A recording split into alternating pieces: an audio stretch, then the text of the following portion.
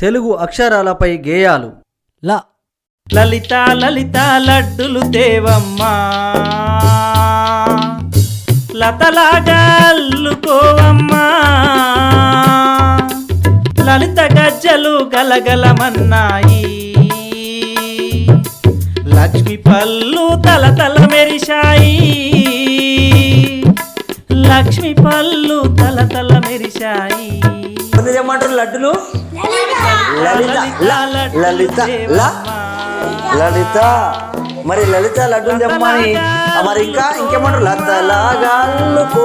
లత అంటే తీగ, తీగలాగా. అంటే అందరినీ మనం చుట్టాలను కానీ ఫ్రెండ్స్ని కానీ మంచిగా చూసుకోవాలి. ఓకేనా? లలిత గజ్జలు ఎవరి గజ్జలు కలగలమన్నాయి?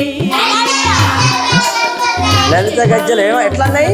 గల గల గల గల గల గల గల గల అలా వస్తుంది. గల గల.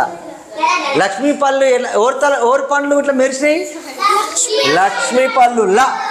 ఈ విధంగా అనేక ప్రశ్నలు అడుగుతూ మనం చేయొచ్చు. ఇక్కడ చింతగింజలలో కూడా లా అనే అక్షరం ఉందా? ఉన్నాయి. ఇక్కడ లా లా అని ఉన్నాయి. తర్వాత డైస్లో కూడా మనకు లా నీకు దొరుకుతుంది. ఇక్కడ డైస్ ఉన్నాయి. ఈ డైస్లో కూడా మనకు చాలా అక్షరాలతోటి ఆటలు ఆడించవచ్చు.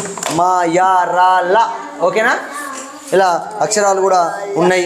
తర్వాత ఈ లా అంటే గొజు లతలాగా ఎలా అల్లుకోవాలి? లతలాగా. లత అంటే ఏంది? తీగ. చూసింది కదా గోది. లతలాగా అల్లుకోవమ్మా. ల లత. ల లడ్డు. లా లడ్డు. లా లా లత. ఓకేనా?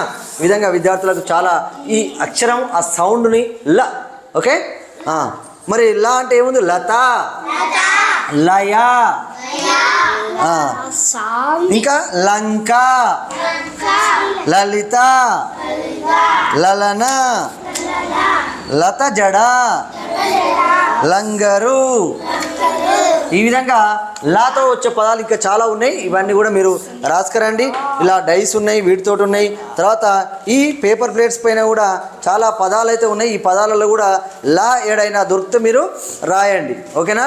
శనగలు ఓ శకల్లం ఓ లా ఇక్కడ ఉంది. అవునా? ఇలా లా ఎక్కడ దొరికినా ఓ నల్లత లా దొరికింది. ఇలా నల్లత.